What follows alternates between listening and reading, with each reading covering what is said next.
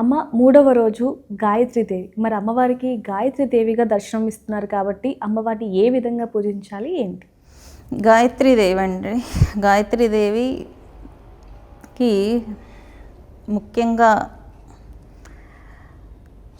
ఇంట్లో పిల్లలు ఉన్నప్పుడు పిల్లల్ని తీసుకొచ్చి పూజలో భాగం చేయడం అనేది చాలా ఉత్తమం. అక్షరాభ్యాసం చేపిస్తూ ఉంటారు.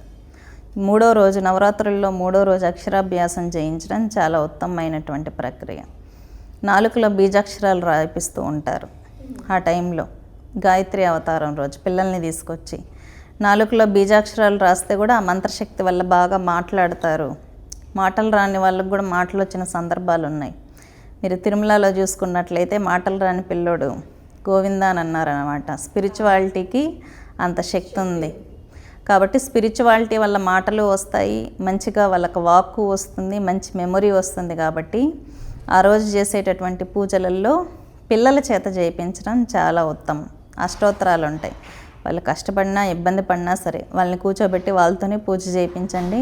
ఇంకా ప్రసాదాలు అంటారా, మీ ఇంట్లో మీకు ఏది నచ్చితే అమ్మవారికి అదే వండి పెట్టండి. ఇంట్లో ఏది ఉంటే అదే వండి పెట్టండి.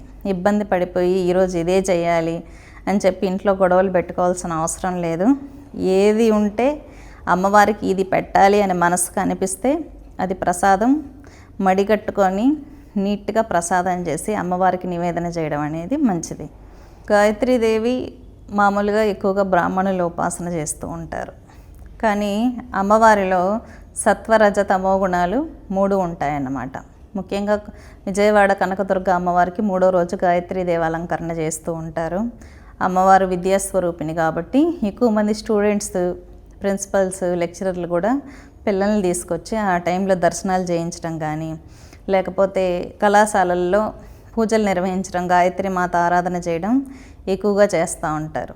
ముఖ్యంగా అమ్మవారు విద్యను ఇవ్వడమే కాకుండా సంహార శక్తి కూడా, శత్రువుని ఈజీగా సంహరించేటటువంటి దేవతలలో గాయత్రి శక్తి చాలా గొప్పది.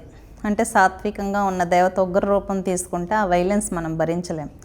ఉగ్ర దేవత ఆల్రెడీ ఉగ్రంగా ఉంటుందని ఒక ఐడెంటిటీ ఉంటుంది ఎదుటి వాళ్ళకి. కానీ సాఫ్ట్ కార్నర్లో ఉండే దేవత సీరియస్ అయితే ఎలా ఉంటుందో అసలు ఊహించని కూడా ఊహించలేమన్నమాట.